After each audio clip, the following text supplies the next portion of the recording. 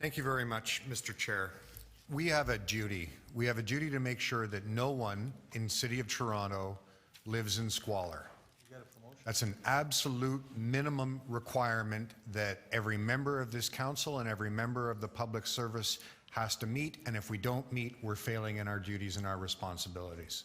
Just a fact. But here's the thing.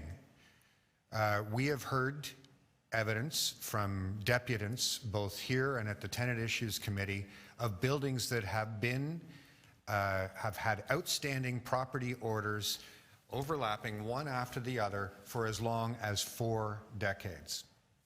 103, 105 West Lodge, for example. For 4 decades, they have been out of compliance with the minimum standards that we set for what it is to not live in squalor in the City of Toronto. So our current system does not work. It's for that reason we created MRAB. MRAB made things better. I go into 103, 105 every few months. I canvass a whole lot of different buildings in Parkdale that are below standards. And while there is an improvement there, it still does not meet the minimum standards required by the City of Toronto. They still today have dozens of outstanding work orders. So the MRAB system, while it makes things better, does not meet our duty as a council or as public servants. So we need something better.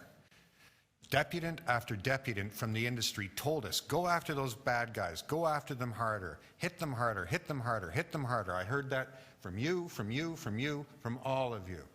Well, the tools we have don't hit hard enough. We do go to court.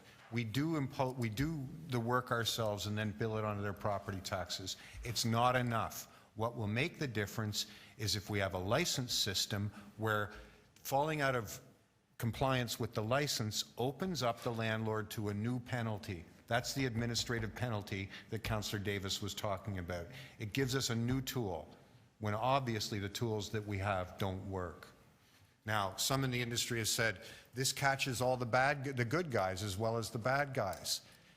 I'm shocked. I'm shocked that anyone in this day and age can make that argument with a straight face. Imagine if we said we shouldn't give driver's licenses out. That's an undue burden to everyone who drives. There are only a few bad drivers out there. We should just catch them when they speed. Or, well, you know, most restaurateurs are really good operators. We really shouldn't bother to inspect them. That's an undue burden. It makes it really expensive to run a restaurant. We should only punish the ones who poison people.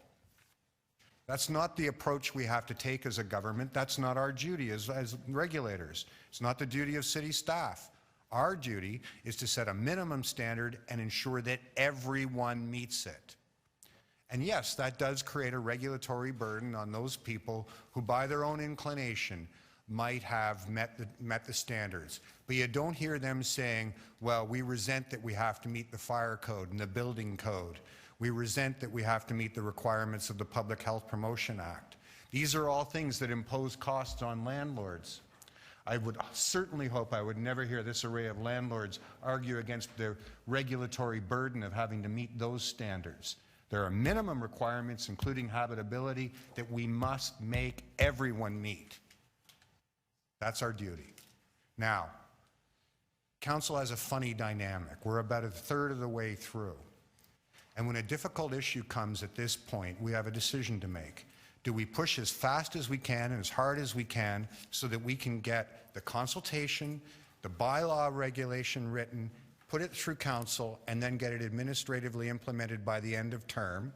Or do we push it back for a few months, send it back to staff to maybe polish it up a bit, or maybe suggest to staff that they look at a whole bunch of options, not just landlord licensing? Well, you know what happens then? You miss getting it done as quickly, and guess what? It doesn't happen this term.